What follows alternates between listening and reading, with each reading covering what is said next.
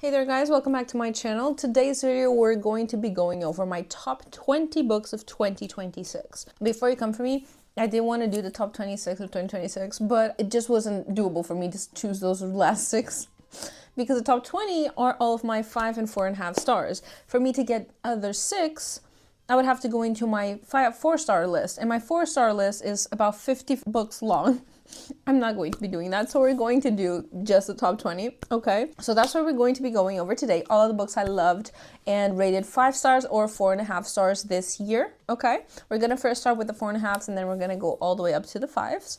And these are in no particular order. They're just how they are on my book tracking app, okay? I'm using Bookmaree. That is the app I use to track all of my reads for the year. Before we get into the video, don't forget to subscribe and like the video, and also don't forget to follow me on TikTok and Instagram. I'd love to see you guys there, okay? I haven't been posting as much as I've been wanting to, okay? But I promise I'm going to be better. I promise you, okay? So going into the 4.5 stars. First off, we have Winter. This is one of the books, I think it's the last book in the Lunar Chronicles series by Marissa Meyer, I think. I really like the story. So each book in the series, bless you. Each book in the series follows a different character from like our stories, so Snow White or Cinderella, things like that. But it's in a more scientifically advanced world, right, where there's robots and half robot, half humans, and there's space travel and spaceships and a colony in the moon and everything. And this book was just a combination of how everything came together, and I just really liked it. It was one of the top books of the series, so I was like, I loved it, and that's why it's 4.5 stars, okay? Next up, we have A Touch of Golden Madness. Now, this is a romantasy, okay? It's a classic romantasy, but it's so good. I don't know why this one in particular just sucked me in so bad. I love the characters, love the relationship, the found family, all of it. I will say that action-wise, it doesn't have a lot of action, but I just like the depth of the characters, the depth of the story. You could tell the world also has a lot of depth.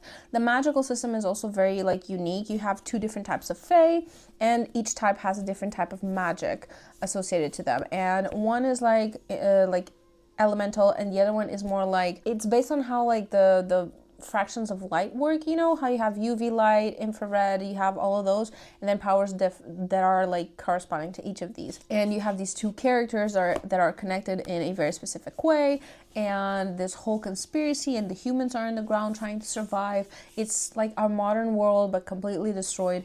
And just the characters themselves, like the main character, the female main character, is an assassin for the king, but she's also the princess, but the king doesn't give a shit about her and tries to kill her. And then the other dude, the main male character, is like on the run, is the person that she's tasked killing, and he's been wanting for the king for years. But then he shows her there's more to life, and there's this found family, and there's places she belongs, and whatever. And he's also mad. He's going cuckoo crazy, and there's this whole story about it, and it's just, there's a lot, and you can tell that this world has a lot built into it, and the author has been like really putting a lot of thought into it. I just really liked it. For romancy, it's a really good one. Going a little bit into the murder mystery realm, we have A Slow Fire Burning by Paula Hawkins. Oh my god, this is such a good book.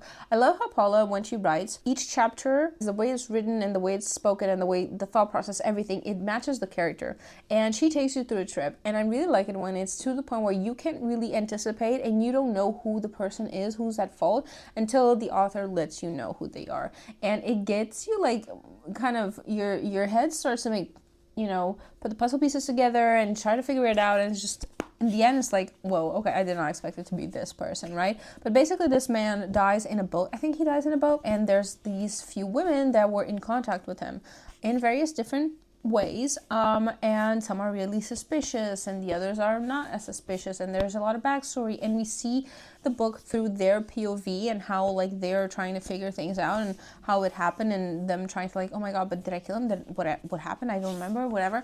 It's so cool. I just really like her style. I really like the way she writes. I just like the way she tells the story, like all of it. Next up, we have Joe Nesbo. Joe Nesbo is he's just so good with like a psychological murder mystery that leaves you hanging, and he gives you the pieces you need to know who did it. But it's so very specific that you will not know until he wants you to know. And you think you know who it is, but you don't. This is part of the series he has with his one investigator that's called Harry Hole. And He's an investigator from Oslo, and basically like there's a lot of like story, there's a lot of things that happen within his story, but then he comes back to Oslo and he's trying to like help this really rich guy clear his name, because he's not the one to blame for these deaths of these women. Someone is killing these women, and he's like, okay, I'll help figure out what happened, but if you're guilty, I'm taking you to prison. You're guilty, I don't care, I'm not gonna whatever. And it's this whole thing, and in the end I'm like, yeah, I know who it is, and it was not. It was not. It was such a trip. I love it so much when murder mysteries are like that, when they're not very simplistic.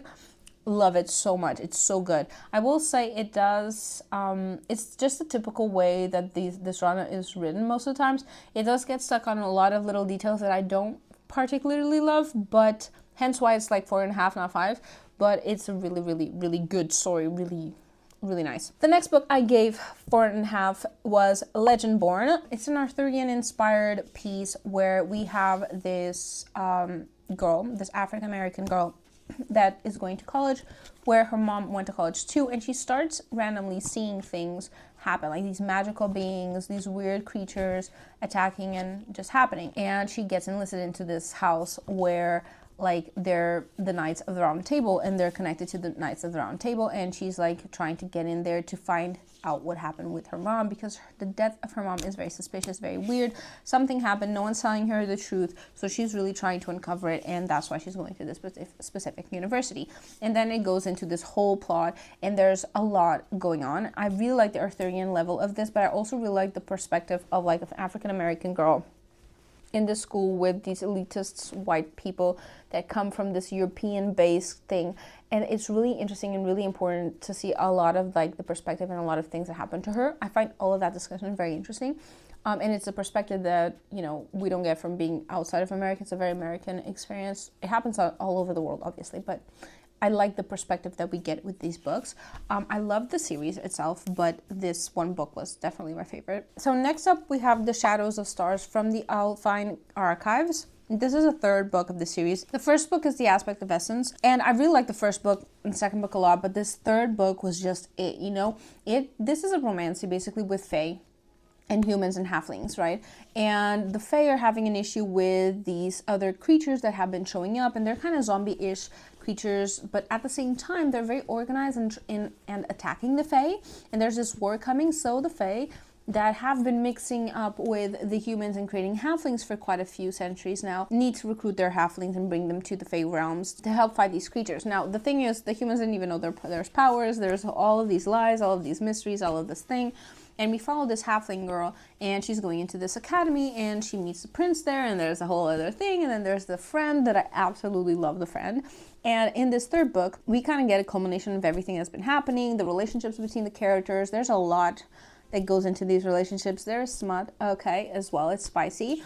And it's just, I just really like this book. I don't know why. I fell in love with this. It has everything you want, every single thing you want, every trope you want, every type of relationship you want. And now it's going to have dragons even. So I am just excited about this, right? The magic system also is very interesting. How they recharge their magic, what types of magic there are, how they use it. We get a lot of that as well in the first book and throughout the other books as well. The way that like bonds exist in this world as well is very unique. How you form a bond with someone, how that bond exists, how powers shift between bonded people, how like you can remove powers from one person to another, like the whole thing. It's so good. Like I really like the series so much. I will say that the first book isn't the strongest of the series at all, but it is overall a series. It's so incredibly good, and I love the character so much. So the next book we have here is Haunting Adeline, okay? And before you come for me, okay, I read both Haunting and Hunting Adeline. Haunting was a lot more than I thought it was. I was really impressed with the plot itself. I was impressed with the character development, with the plot development itself, because I just thought it was going to be another shitty smut book. And then the second book is very triggering for a lot of people, mind you. It might be very triggering for you, so keep that in mind. But it's just so deep, psychologically, trauma-wise, the experience that our character goes through. The whole thing is so deep and dark and yucky and disgusting, but like it's the reality for so many people, and so many women have gone through this as well. And so it gives us a very unique perspective on how things happen and all of it. And the things that you guys think are yucky in the first book, they get addressed on the second book and how yucky they were. Like, this is not something that gets passed by, you know. And I was really pleasantly surprised with the series. I loved it so much. I loved so many quotes from them. It was so good. And it wasn't to the point where you get sick and tired of the smut, you get sick and tired of the characters. No, it was good. It was deranged, but it was so cool. And second book, the depth and the psychological factors of it made me give it 4.5 stars because, again, I really, really, really appreciated it. Next up, we have Crown of Briars. This is another like romancy, just typical romancy, but this is more of a like Beauty and the Beast retelling, where you have this girl that has to marry this fake king to break the curse in her world because the king is the one to blame for it. And the king is monstrous. He's monstrous. He's kind of like, he has a tail, he has things, he's very weird. A lot of his people are also monstrous. And she's trying to break this curse, so she has to kill him. And these are literally, they are enemies. They start off enemies, they want to kill each other, they want to get rid of each other. And eventually, obviously, it evolves. There's smut in this as well. But it's just, the story itself is really cool. I like the way the curse works. I like how the reimagining of Beauty and the Beast happened, like where you actually have a beast that actually has a curse, and there's actually a rose to break that curse. It's so cool the way it's all imagined. There's also some side characters I really, really enjoyed as well. And just the story itself, I was pleasantly surprised. I was not expecting anything that whoa, but I was pleasantly surprised. I like it so much. And so, yeah, it was a 4.5 stars for me. I really like it. This is a whole series with different stories in them. I might read the rest of the books in the series. Next up, we have 2 books from the Bone Season series. Now, the Bone Season series is one of my favorite series of all time. It's up there with Throne of Glass for me. I really like it. I first read it when I was in really dark spots, so I really connected to the characters. I really liked it. I love the magical system. I love how fierce our main character is. I love the dystopian aspect of it because it's a real dystopia with so many struggles and fights, and it's so much. And I reread it this year, so I gave 4.5 stars to both the Bone Season, which is the first book, and the Mime Order. Okay, I like all the other ones. They're 4 stars as well, but like these 2 are my main ones. It's also the first one because it's iconic. It has a place in my heart. I will always have. And the Mime Order because a lot happens in this book. A lot happens in this book. If you've been looking for really good dystopian, like we're talking to the level of like Divergent, and I think like Hunger Games and stuff like that, like how it used to be.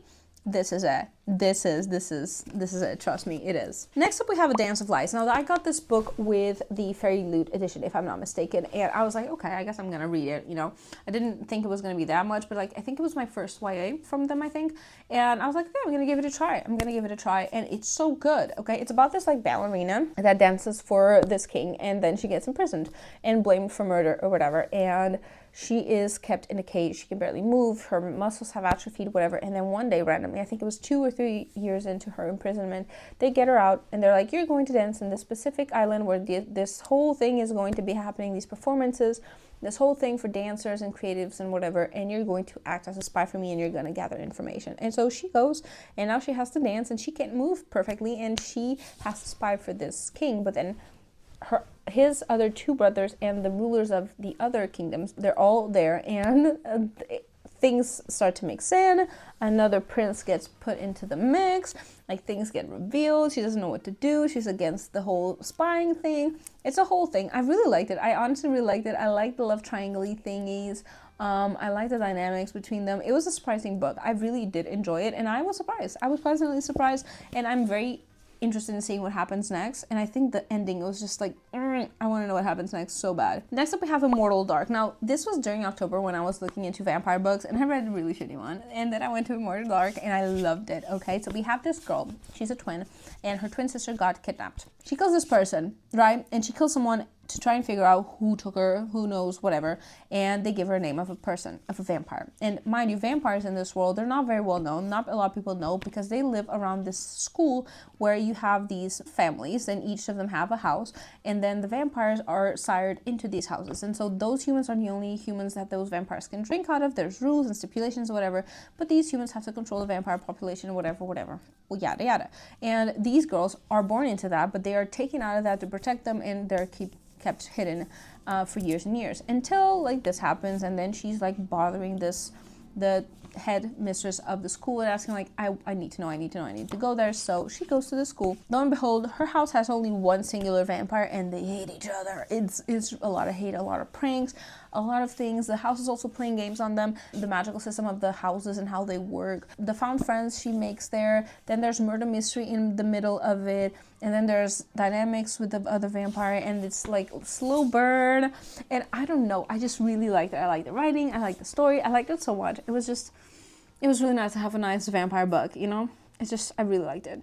Next up, I read The Beautiful, and this is like a quartet of YA vampires in New Orleans and this human girl, and there's Faye also in the mix, and it's just New Orleans, right? It has all the things, all the ingredients to be perfect, perfection, amazing, one of a kind. And the first book I did in fact give 4.5 stars, even though it is a YA. It was so good, so juicy, so nice. It was perfection, okay? Perfection. Everything afterwards was bullshit. Like everything. Okay, I hated all of the other books. It was death to me. It was painful. I disliked all of it. It was just so good in the first one, and all of the rest just went downhill. And I just did not have fun with it at all. There's a whole vlog, mind you, because in October I was vlogging these things, and I was not having fun. But the first one was really good, so I really like the first one because it has everything I would love, right? But I would advise you, like, forget that the rest exists. Just read the first one, and yeah, it is what it is. Next up, I read Anathema. Oh my god, I loved it so much. Again, it's just typical romancy, but it has all the ingredients I like, and the relationships between the characters, the different worlds, her magical abilities, and the way their magical abilities work in this world as well. So interesting. I loved it so much I got hooked. Then I read the second one and I hated it as well, and I got stuck on a slump, but that is a detail for a later time. But the first book, Anathema, really enjoyed it. I really liked it. I feel like romancy, you're gonna like it. It's a very typical romancy, but I think the setting itself is different. The characters, the magical system, all of it is different enough that it makes it interesting. And I just liked it. It's a bit of a slow-ish burn. And yeah, I enjoyed it a lot. The second one just kind of ruined it for me, but that's my personal experience. It might not be for you, right? But the first one at least is very much worth it. Next up, I read Shield of Sparrows, and I only read this like a couple months ago, or was it like last month? I think it was last month. I read Shield of Sparrows. I really liked it, okay? Again, it's another typical romancy, but I like it. I like the setting being different. I like the characters. I like how the world works. I like the mystery surrounding what's going on. I like all of it, honestly, and I think it's a very mature outlook of things. It's also very like, I know, the slow burny aspect of it, although it isn't the biggest slow burn, okay, because it all happens in the first book, but like, it's still, I liked all of it. I don't know, it was a classic romancy, but that it filled my heart. It wasn't just another romantasy, you know, because we get a lot of those, especially when they're recommended by TikTok, but this one was really good, genuinely good. So I find it funny that the Shield of Sparrows and also The Night and the Moth were so hyped, so whatever. Yet The Night and the Moth was like, to me, like, 3.5, I think, was what I gave it. And then this one is like 4.5 stars. I love it. Love every aspect of it. It's just, yeah, if you like romance, you're gonna like this one. Next up, we have The Games the Gods Play. And this book I found at the grocery store. It is huge. Okay, it had really nice sprayed edges. I was like, damn, you look so cool. And so I kept it on my little list, and I decided why not read it now, because it's kind of like a games trials thing, but with the Greek gods. And so each god gets a champion, and then those champions have to fight in various different challenges, each challenge from a different god, and the one with most challenges that has passed wins the whole thing, and the god that's attached to that champion becomes the king of the gods. So Zeus loses his throne basically every like 100 years or something like, it's something like that, right? And so obviously we have Hades, obviously. But Hades is married to Persephone, okay? Hades and Persephone, they are not married. There's a whole backstory. Persephone is technically dead, okay? Hades basically recruits our main character to participate in these trials and tribulations, and she has to win and make him the king, so he can literally figure out a way to accomplish his objectives, which I'm not going to explain because that would be a spoiler. It was perfect. It was perfection. It was so well done. I liked all of it. I liked the relationship between her and Hades. There is a bit of miscommunication, to be honest, which I didn't love that part of it, which is why it's a 4.5, not a 5 stars. But I like this mythology so much, and I love the fact that we're not getting another Persephone. You know what I mean? I love Hades. I love the concept of like someone falling in love with him, but like another Persephone would be a bit too much. So I really like this one. I really do. It's pretty big. of a book, but it's so good. I really liked it. It was, yeah, it was really good. Now we're going to go into the 5 stars, and the 5 stars are relatively simple, right? Some you've already heard of me talk about them so many times, but also online you've probably heard of them, and there's a couple here that I don't think you've heard as much. At least I haven't heard as much online. First off, we have Blood over Brighthaven. I don't think I should talk too much about this because this book is already very well known, but it's a very, very, very good book. I read this in one singular sitting on the plane. I read it from start to finish. I loved it. I was engrossed in it. I was taken aback by it, okay? It's so good. The moral questioning of this world is so important and interesting to see the various perspectives. It's also really interesting in terms of like magical system, literally how the magic works in this world and where it gets its powers from, and how like the actual societal system works, and how this one girl is just trying to make it so that she can live her dream and then get sucked into so many other different things. And I love how the ending is complex and the characters are complex, their relationships are complex, and the ending isn't this perfect fairy tale ending, but it is the perfect ending for this book, if that makes sense. Next up, we have the Ragpicker King. Now, the Ragpicker King is a whole other thing because I read The Swordcatcher. That is the first book of the series, and I was like, I really like this. It's by Cassandra Clare, and I trust the artist, right? I trust the author, and I really like this book, but I feel like it's missing something. I feel like this first book is the setup for the main thing, the main story. We're setting everything up, we're showing how the pieces are moving into play, but then the actual play is going to be in the second book. And so for me, going into the second book, I was like, it might work, it might not work, what's going to happen? I was really, really, really afraid that I wasn't going to like it because it was either going to be good or shit, and I needed to trust Cassandra. I really did, because it was absolute perfection. I wouldn't add a single speck of anything on this story because it was perfection. It was exactly what we needed it to be. It was exactly how we wanted it to be. It gave us exactly what we wanted. And I honestly don't know how she's going to top this off on the third book, but I sure hope she does, because it was such an incredible book and it gave us everything. It was so, so, so incredibly good. I'm so happy for it. This was definitely one of my top books of this year. Another top book was, again, connected to the Bone Season. It was the last book that came out this year, The Black Mirror. Now, when it comes to the story itself, we get a different kind of perspective with this book into the whole story of the actual series that we weren't aware. Like, we kind of have ideas like what is happening outside of the situation, like, and this book gives us that context. It also has 2 tropes that I absolutely hate. And the author made it so in a way that I absolutely love them, okay? And in a way that I didn't lose my character that I fell in love with. I didn't lose all of it. Like, she was still who she was, and there was a lot going on. And we finally got the what we've been wanting with the slow burn in this series. Okay, we finally got it, but after a lot of heartache, and I cried my eyeballs out, okay? Like, there is a vlog of this, and I am crying, sobbing reading this book.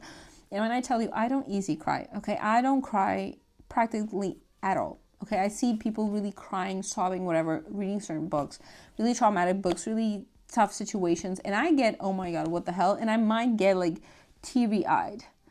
But for me to actually sob, that is not something that happens easily. It really isn't. It really is not.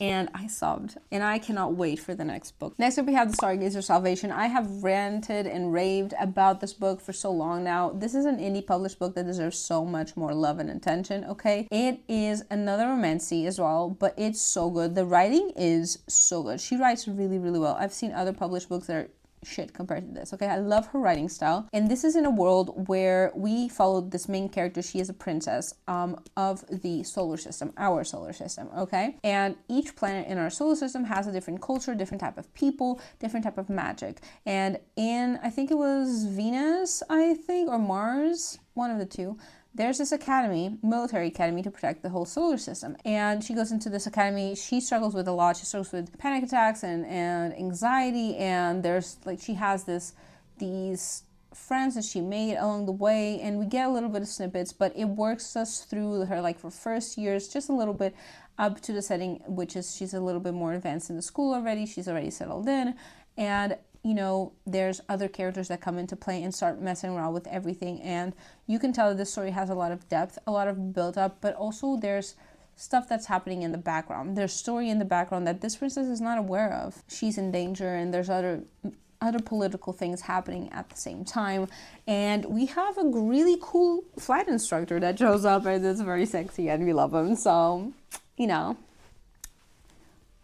That's all I'm gonna say. And the ending, oh, I needed the next book right now. Like, I need it so bad. Okay, it's really good. And lastly, the last book in this whole video, okay, because it's been long, okay, and I'm tired of talking about books. Let me be honest with you, I'm a little bit tired. This is the second video I filmed, okay, so a little bit tired. It is Heavenbreaker, and this is a sci-fi, kind of mecha sci-fi. It's so good, guys. So if you like the mecha style animes, especially, right, where you have the big robots and they go into their little heads or like chests, and they go into like this juice kind of like yucky gelatinous thing, and that controls the mecha.